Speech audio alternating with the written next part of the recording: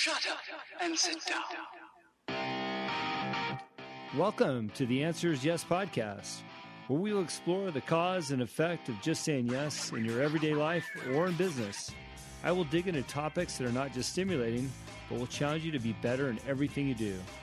The podcast is based on the simplicity of saying yes to opportunities you might encounter every single day.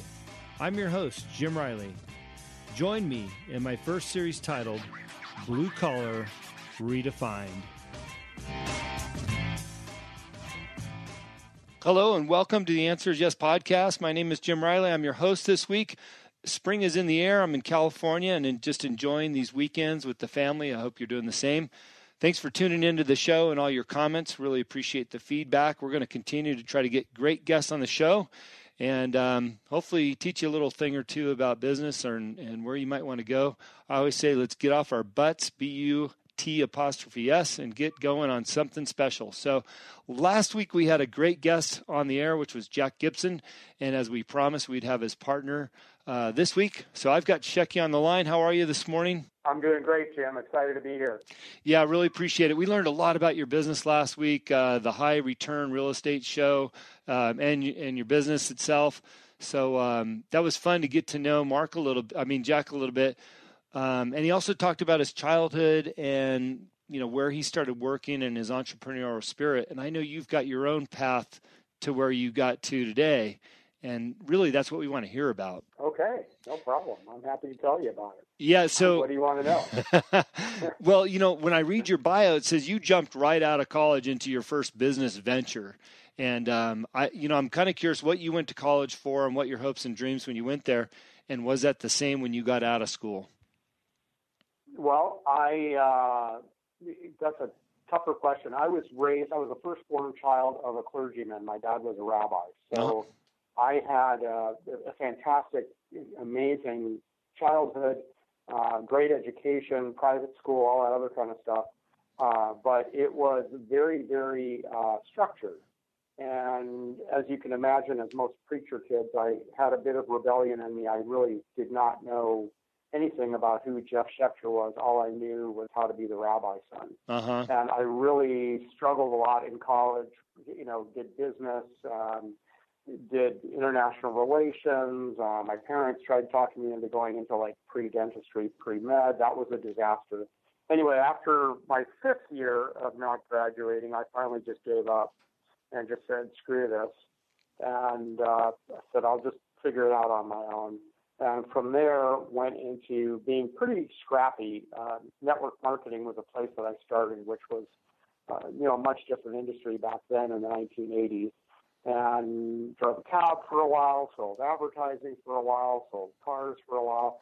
It took me a long time till I kind of got my footing, you might say.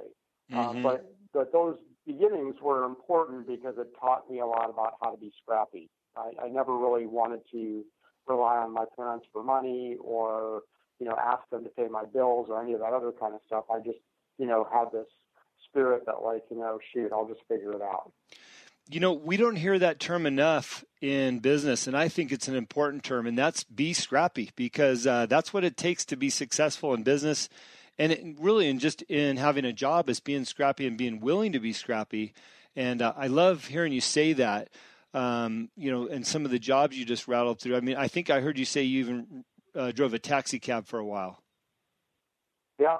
In fact, I think it was the start of my early entrepreneurial days, because I recall back then, I was in Minneapolis at the time, and they only sold a certain amount of medallions, licenses. So I knew a guy that owned 3 or 4 medallions, and what I did was I talked him into basically renting all 4 of those cabs from him. Mm-hmm. And so what I would do is I would drive one and ride all the best shifts, and then I would lease out the other 3 to a bunch of other drivers, and I actually made a little spread, a little arbitrage between what I was charging the other drivers and what I was leasing all 4 of them from that one guy. Mm-hmm. So it was almost like a little mini fleet I had going on there, and it was just a way to make a little bit more money in the same industry. So, but that was kind of the start of, between that and network marketing, is just figuring out hey, there's ways to optimize and there's ways to maximize.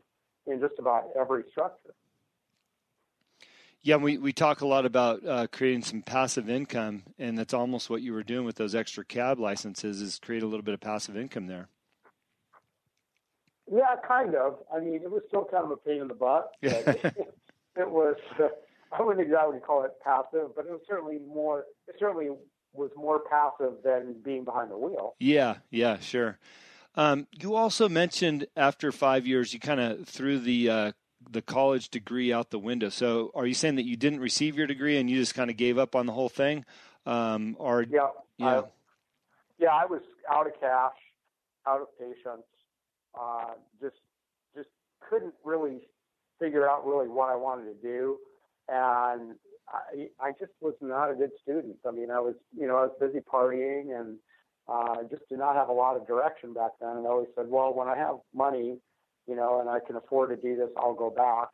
And, interestingly, all the years since then, there's just so much more learning. It was never really going back to college to learn, but obviously with the internet being much more prevalent and just having so much information available at our fingertips, I really take a lot of pride in the fact that I'm really into continual learning. Yeah. And in fact, I was studying some stuff about marketing before jumping on this call. So, I'm always looking to learn and see what new things are out there and, kind of chase my passions as far as things that I'm interested in. Yeah. I think, the decision that you made is so important for others to hear, because oftentimes, younger people get wrangled into going to college and spending all that time and effort and money, whether it's theirs or their parents' money, doing something that maybe just isn't a good fit for them. And I'm encouraged to hear, although you spent 5 years there, that you moved beyond that. You made some great decisions. Do you regret not finishing that degree, or do you just look back and go, hey, it was a great learning experience. I made some good decisions outside of college? I regretted it for a while, only because, you got to understand, this was like the early 1980s. Yeah. And a college degree back then was much more valuable than what it is now. Mm-hmm. For probably the biggest reason is that technology and advancements are happening so quickly now that a college degree becomes obsolete within about 18 months after receiving it. Mm-hmm. So, and statistically speaking, nowadays it's not necessarily the kind of thing that allows you to leverage into a better job. Back in the day when I was going to college, those things were still possible. And because you had a college degree, that opened up more doors. And the degree that you got actually had value and meaning for at least 5 or 10 years after you got it. Nowadays, I think it's easier for someone to make a decision to not get a college degree because, the only thing maybe that is keeping them from quitting, if they were going to quit, is societal stigmas or, parental desires or, that sort of stuff. Yeah. But from a standpoint of opportunity, I don't think it's that big of a deal to walk away from something. Yeah. I'm an employer now, and I barely even look at that stuff. We look at people and go, hey, can this guy or girl do the job? And are they going to fit and mesh with our, weird corporate culture? So, if indeed they do, then, who gives a crap about what they're, what they got a piece of paper in? I mean, it does show a little bit of stick-to-itiveness, but, that's about the only thing it really shows. And statistically speaking, the people that are coming out with college degrees typically have far more debt than the people that don't. Yeah. And I know that's just a statistic, but I would rather hire somebody with less debt. Yeah, having debt certainly changed the way you go about your business and your life as an employee, because sometimes if the debt's too high and there's too much pressure, you're not really focused on doing a good job. You're focused on the debt that you have that's overwhelming you when you get back home. And I think oftentimes we try to overcome that debt too quickly, and it just creates a number of problems, as any big debt would, I suppose. So very good point. Yeah. I ask everybody, and because we started in your college life, I'm just curious, when you were much younger, did you have any, like a paper route or sell anything when you were younger, or any kind of entrepreneurial activities as a kid? I mean, I had like, the typical like lemonade stands and stuff like that, but I didn't really get the whole entrepreneurial bug until I started realizing that to me, college was becoming a joke. And I started asking some of the bigger questions. Why am I doing this? Well, because I really want to get a good job. And it's like, well, why do I really want to get a good job? And what does that really get me? So, thankfully, because I was going through some rebellion as the rabbi's kid and starting to really try and develop my own persona, who am I? I was able to ask some of those deeper questions. And one of the, I think I mentioned to you, I went into network marketing, and the biggest draw to that for me, honestly, and it's still a value of mine to this day, is the word freedom. Is to not be shackled by, somebody telling me what to do and when I can show up to work and when I can leave and when I can take my lunch break and what's good performance and what's not good performance.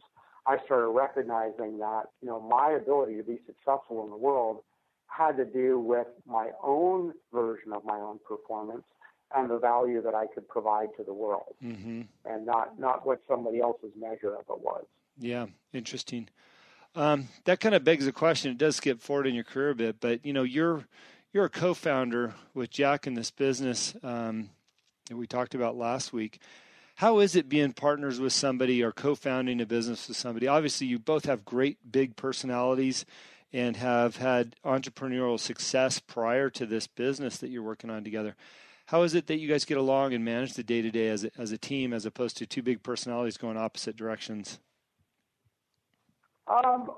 It's a great question. I will tell you, I feel very, very blessed to have Jack as a partner. I've been in other partnerships where you can get a good partner and you can get a bad partner, let's face it, and you can get stuff that's in between. And Jack's really the best, and I think that our relationship has a lot to do with the success of the company. And we started off actually not as friends. We started off not as enemies, but we didn't really know each other personally. We knew each other because I was actually consulting him in his other business. So we had a professional relationship by telephone. And the beauty of that situation is we both had a tremendous amount of respect for each other's business acumen and knowledge, and certainly work ethic. And as a result, he reached out to me to ask me what I thought about this business. He basically was just buying up some properties in Indianapolis and was getting some decent returns and just turning around and selling a few here and there on referral to friends and family. And he's like, Shecky, I think there's a business here. You're a marketing guy. I want to pick your brain. It's got nothing to do with my other business. So that was the seeds of how it all started. And after I gave him a bunch of ideas, things like that, he reached out to me. He goes like, okay, let's do it. And I was like, well, let's do what? He goes, let's go into business together. And I was a little bit taken aback, but I was looking for an opportunity anyway. And it was, I had never met this guy in person and still had enough strong feelings about him in my gut that this would be a great partner. And I was totally right in that assessment. And one of the things that we've agreed to do is, and we joke sometimes, he'll call me up and go, hey, man, I need to listen to the voice of reason. You're the voice of reason, because I'm just kind of stuck on this whole thing. And I'll call him up and say the same thing, and we joke about it. And I tend to be certainly sales oriented, but I'm also very, very systems oriented, and I like a certain amount of organization and things like that. Jack is sales oriented too, but he's kind of like that. He's sort of the classic ready, fire, aim. He's like the guy that's like, whatever, we'll just figure it out. Let's just sell something, just put it out there. And so it just works, it just, anytime we have a situation where we're not sure, we just agree we're just going to talk it through. And we really never argue. We sometimes disagree, but we always come to an agreement based on what's best for the company. And usually that is driven by, we have a motto that we're always going to do what's best for the customer. Yeah. So, anytime we really get stuck on something, that becomes a question that we always ask. Well, hey, like, what's best for our client? What's best for our customers as we build out this new way that we're doing things? Do they win by us doing it this way,